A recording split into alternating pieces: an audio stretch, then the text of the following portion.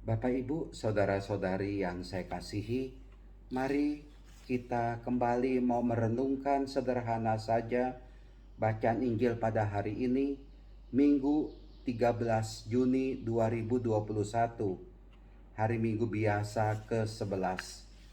Bacaan Injil diambil dari Markus bab 4 ayat 26 sampai dengan 34. Dalam bacaan Injil hari ini, Tuhan Yesus itu mengisahkan kerajaan Allah yang tumbuh. Dikisahkan demikian. Beginilah hal kerajaan Allah. Kerajaan Allah itu seumpama orang yang menaburkan benih di tanah. Benih itu masuk ke tanah, lalu muncul mengeluarkan tunas. Tunas itu mulai tinggi, lalu tunas itu yang mulai tumbuh mengeluarkan buah, mulai dari tangkai, bulir, kemudian butir-butir yang penuh isi pada bulir itu. Ada pertumbuhan yang pelan-pelan terjadi. Lalu juga Tuhan Yesus mengisahkan demikian. Dengan apa hendaknya kita membandingkan kerajaan Allah itu? Lalu dikisahkan oleh Tuhan Yesus, hal kerajaan Allah itu seumpama biji sesawi yang ditaburkan di tanah. Memang biji itu yang paling kecil di antara segala benih yang ada di bumi.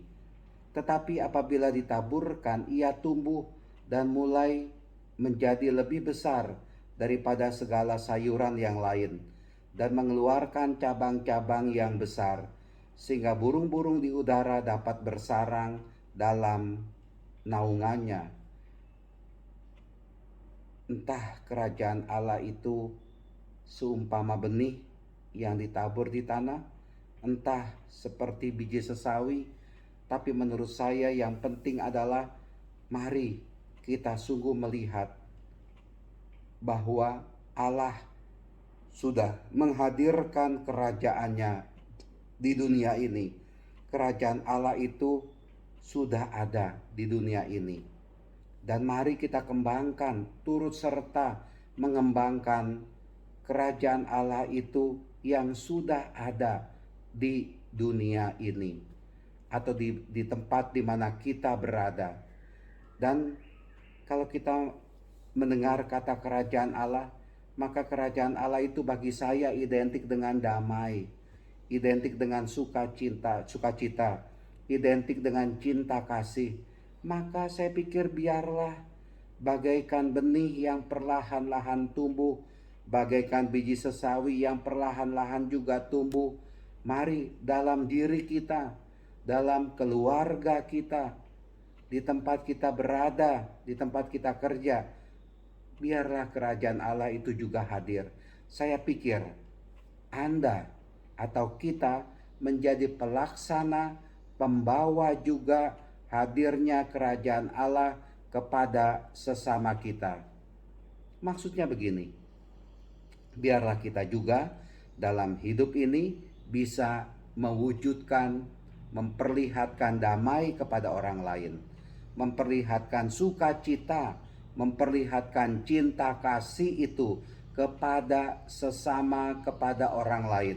Dan ketika orang lain melihat bahwa dalam diri kita ini, yang kita perlihatkan ini adalah damai, sukacita, cinta kasih, ketika mereka juga merasa tentram ada bersama dengan kita, ketika mereka juga melihat kualitas hidup kita, ketika mereka juga melihat bahwa kita sebagai pengikut Kristus, sebagai orang Katolik, sebagai orang Kristen yang selalu mau berani mewujudkan kebenaran.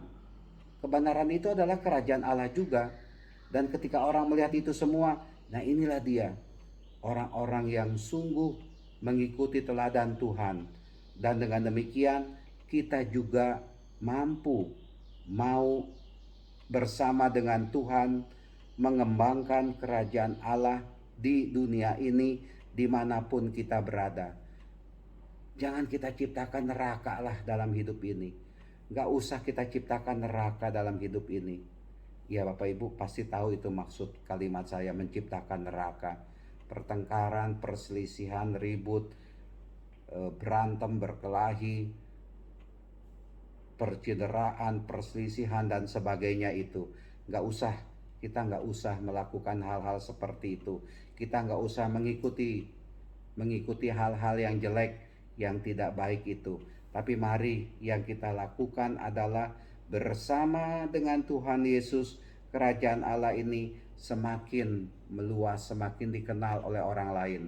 Dengan cara, itu dia tadi, mewartakan damai, mewartakan cinta kasih, mewartakan sukacita, mewartakan kebaikan, mewartakan kebenaran, mulai dari keluarga, dalam lingkungan, dalam wilayah, di masyarakat kita berada, dan akhirnya kerajaan Allah itu juga membuat kita damai, penuh dengan sukacita. Tuhan memberkati, melindungi kita semua. Amin.